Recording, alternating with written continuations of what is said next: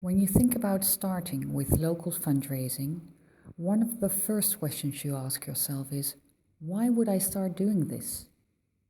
And the major reason to do so very often is that you are seeking to increase your overall income by tapping into new sources of income.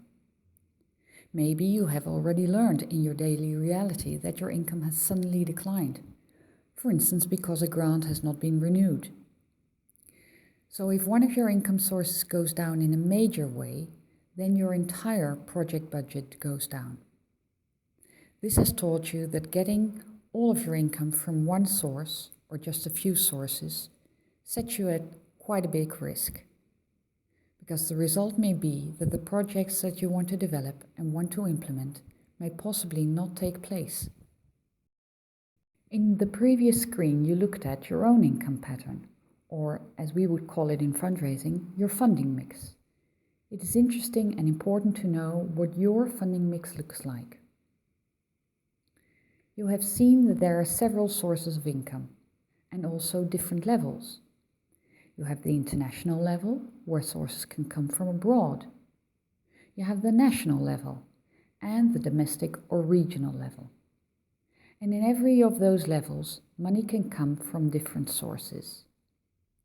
So looking at the domestic level, it can come from individual donations, individual donors who support you with one-off donations or ongoing donations, from local companies, or from volunteers who give you their time and their know-how. On the national level, you can receive income through the government, through corporations, again through individuals, and of course there may be foundations and NGOs who support your work. And at the international level, it may be governments again, but then from abroad, from other countries.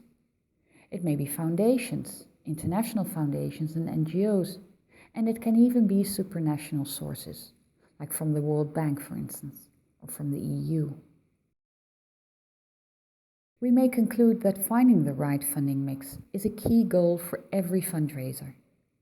The right balance can be slightly different for each individual organization, but in general, you should try and minimize your risks.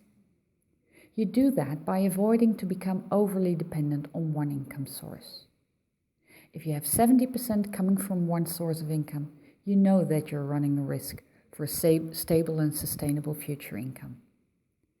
Balancing your income sources evenly is an important strategy to mitigate these risks and to secure a solid and healthy foundation for your funding towards the future.